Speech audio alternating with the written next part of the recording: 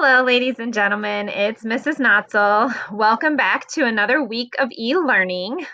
Today's instructional video is going to be on box plots. So we are still continuing with our statistical and probability unit, but we were just working last week on mean, median, and mode, and so we're continuing that thinking by working with box plots. So we're going to go over these problems together and explain the vocabulary to you. We'll make sure that I will make a anchor chart and post that with this video as well. And then you'll have a couple of questions to answer on an exit ticket today regarding box plots and to make sure that you understand what a box plot is. All right, so it says Michelle looks at the text messaging data and wants to describe the spread of numbers above and below the median.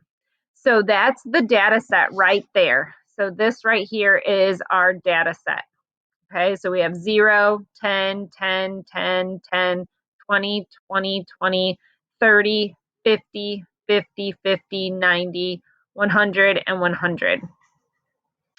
So if we went back to the beginning of this lesson, Ms. Walker and I wanted to focus on the box plots because that is the most important part.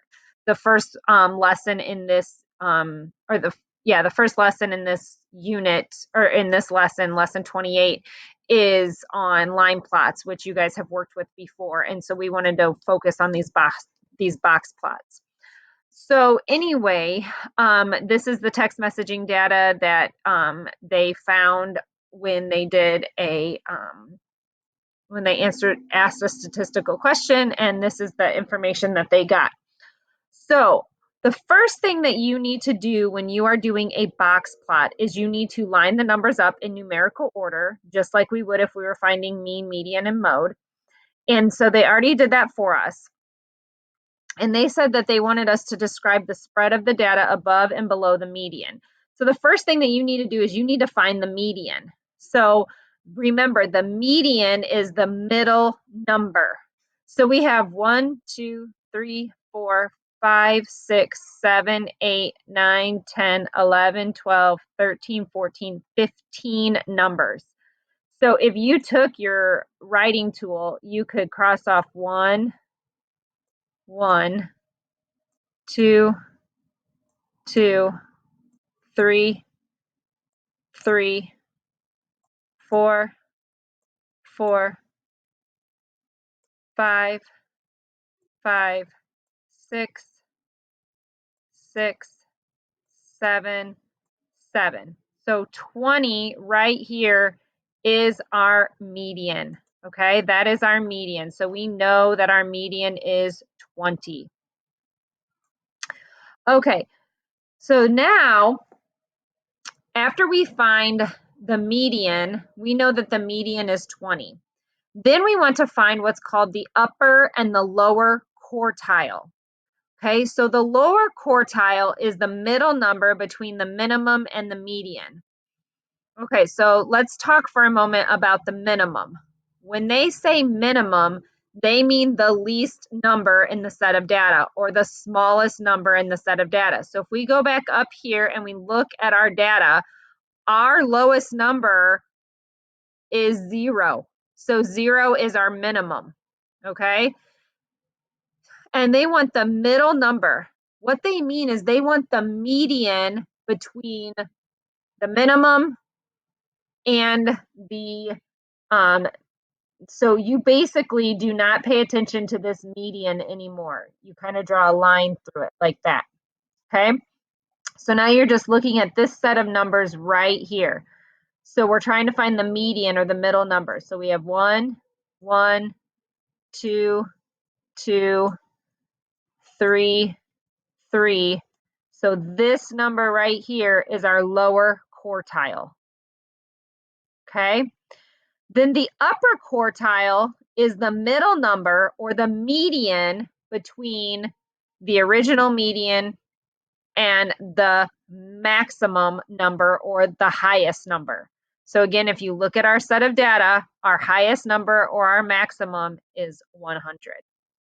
So you do the same thing to find the median. You do 1, 1, 2, 2, 3, 3, and then we find out that this number right here is our upper quartile.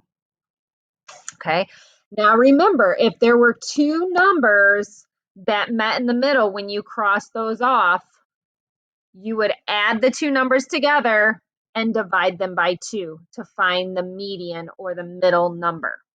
Okay, so I'm going to go ahead and erase all of my marks that I've made all over this paper. All right, so now that we know our median, and now that we know our minimum, our maximum, and our lower quartile and upper quartile, we can now draw a box plot. A box plot is a 5-number summary. So you draw a number line from 0 to 100 because our minimum is 0, our maximum is 100. So you start at 0 and you can count by tens like they did. And you put a point at 0 because that is our minimum or the least value. Then you put a point or a dot above the 100 because that's our maximum or our greatest value. Then you draw a line from the minimum to the lower quartile. Now we had found the lower quartile up here, and our lower quartile was 10. So you put a dot at the 10. Then you put a dot and a line at the median because that is 50%. So that means our median means 50% of the data is above that and 50% of the data is below that. So our median is right here. 50% of the data is below, 50% of the data is above.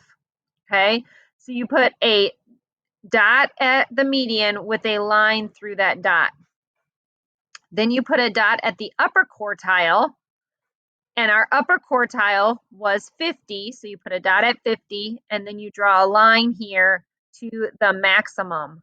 So you have a line, and then you box in the lower quartile, the median, and the upper quartile. Okay, you draw a box around that. Then you're talking about another important number is called the interquartile range.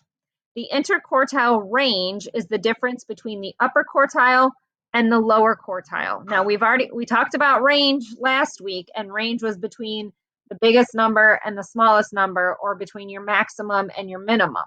Now we're talking about the interquartile range. So we want to know the range between the upper quartile and the lower quartile. Okay, so because that measures 50% of the data, or half of our data is right there. So the difference, our upper quartile is 50, our lower quartile is 10. So we would just take 50 minus 10, and that would give us 40. Okay, so I hope all of this makes sense to you now that I've explained it a little bit to you. It is very important that you watch these videos so you can understand the information, so you can be able to draw your own box plot and understand how the data works. So now we're going to answer some questions on page 323.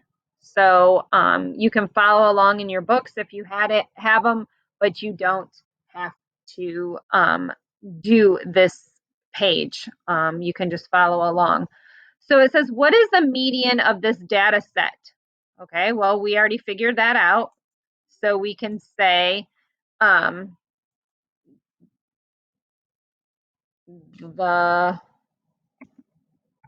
don't want it to start there. I want it to start there. The median is 20. Okay, what does this number mean? It means half of the data is above this number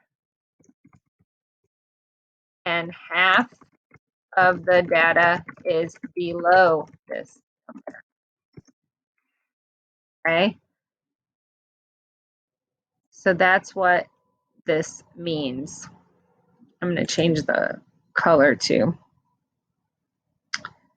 blue so it can be seen.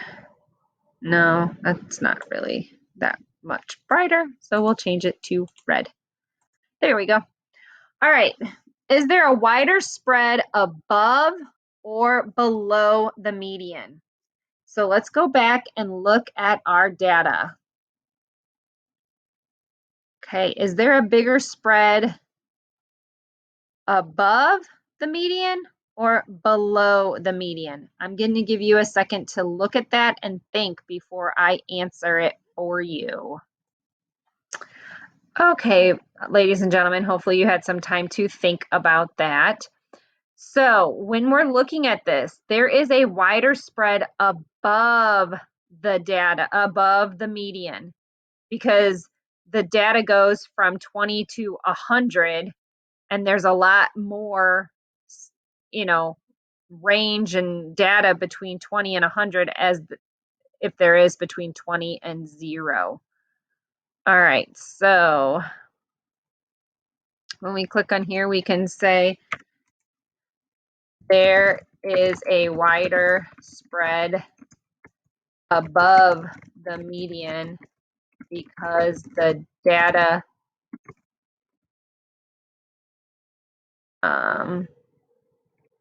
goes from 0 to 100, and there is a wider spread between 20 and 100. Okay, number 10 says, explain what the length of the rectangular box represents. So if we go back up and look at the data, they want to know what this rectangular box represents. And that rectangular box represents the range of 50% of the data, because it measures the spread of the middle 50% of the data. So it represents 50% of the data. So for this one, you would just write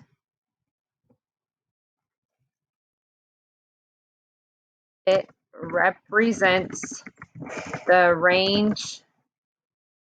It represents the spread of 50% of the data.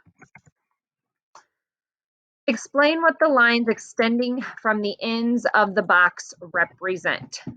So again, you're going to look back up here. And what do these lines represent? I'm going to give you a chance to think about that and see what you think. Okay, so we're talking about explaining what those lines extending from the ends of the box represent. So if this one represents the middle, I said the spread, I meant to say the middle 50% of the data, then the line to the left, so the one that goes from 0 to 20, represents the bottom 25% of the data, and the line to the right represents the top 25% of the data. Oh, and I forgot to turn all these red so that they could be easier to see. So I apologize for that.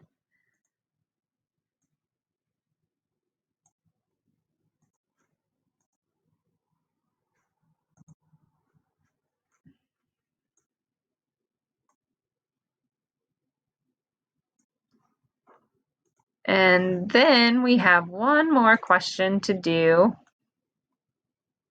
Oops, I didn't want to do that.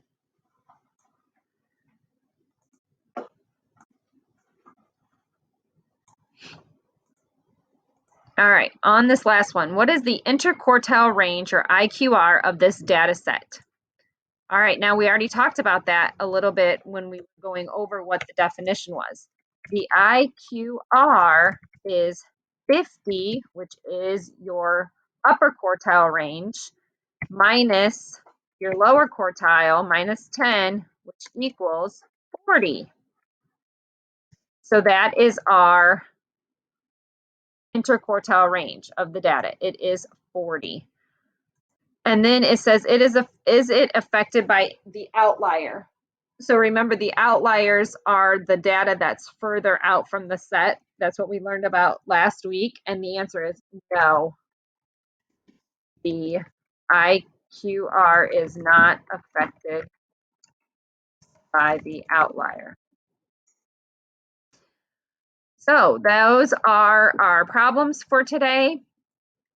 You are going to answer this last question in a Google form to try to find the IQR. Now, you'll have to do a box plot on a piece of paper in order to figure it out, because you have to have the minimum, the maximum, which you already know because they are written in numerical order for you. Then you have to find the median. Then you have to find the lower quartile and the upper quartile in order to figure out what the interquartile range is. So I hope you guys understand it better now that I've explained it, and now that I've explained all of the vocabulary terms. I think you guys will do a great job. If you have any questions, please reach out to Ms. Walker or myself. And we hope that you guys have a great day, and we are so proud of you, and we miss you guys so much. So talk to you soon. Bye-bye.